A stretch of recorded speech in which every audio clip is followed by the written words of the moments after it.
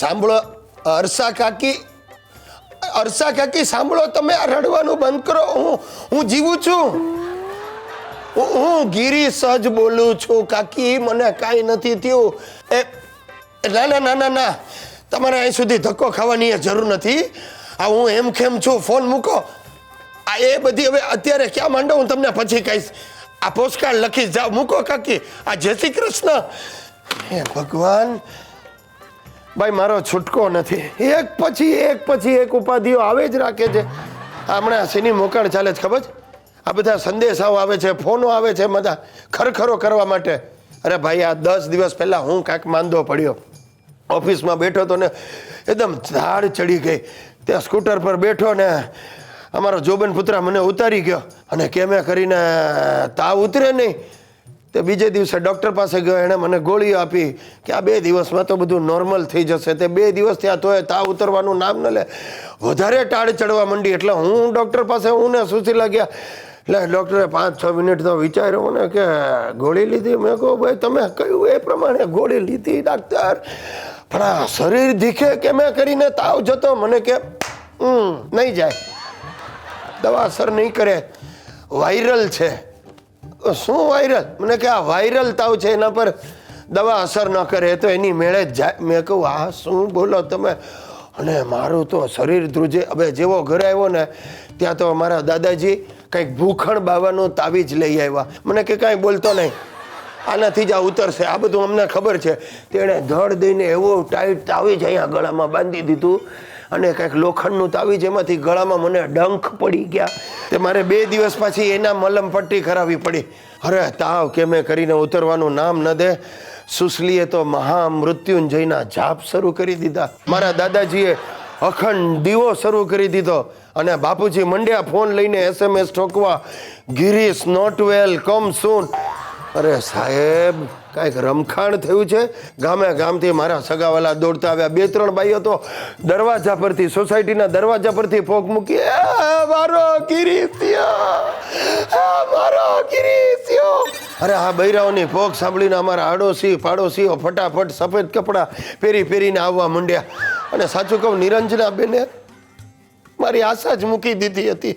અને ત્યાં જ લગભગ 75-76 વર્ષના અમારા શિવરામ બાપા ઘરમાં દાખલ થયા. પોતે જવાના ઉંમરે ઊભા હતા. હવે આમ લાકડી હેઠી નાખી અને બાપુજીને વળગી પડ્યા. અરે ગિરીશ, આ શું થઈ ગયું? 35ની ઉંમરમાં તું 75 જેવો દેખાય. હવે બાપાએ ફોડ પાડ્યો, શિવરામ બાપા, હું ગિરીશ નથી, શિરીષ છું.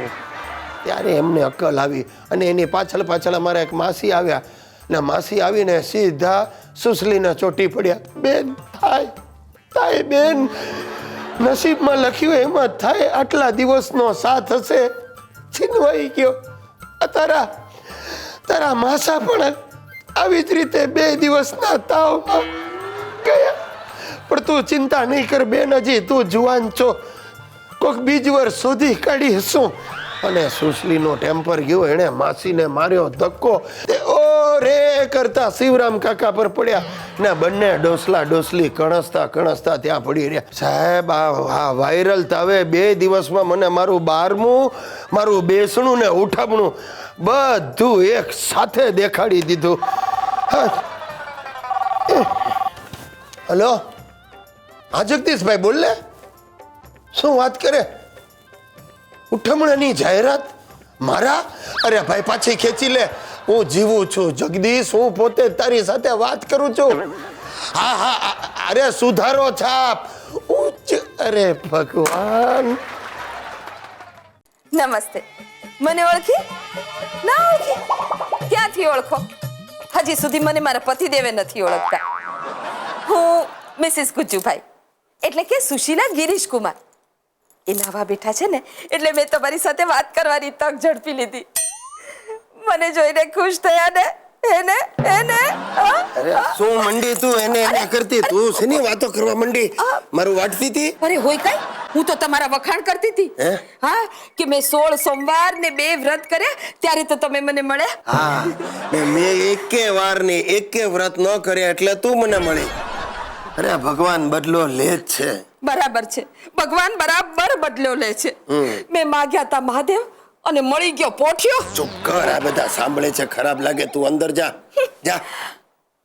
જુઓ, હું તમને કહેવાની હતી કે મને મારી બા, બાપુજી ને ભાઈની ખૂબ યાદ આવે છે. અરે ગાંડી, તો યાદ શું કામ કર્યા કરે? એટલે લે આ પૈસા લે, આ ટિકિટ કઢાવ ને આજે જ માણાવદર જઈ આવ. 1-2 મહિના રહેજે અને બાબા પૂજીને મારી યાદ આપજે. હા, તે તમે જ આપી દેજો ને. એ બધાને મેં આપણે ઘરે જ રહેવા માટે બોલાવ્યા છે. અચ્છા, અરે પણ પૈસા તો પાછા આપ.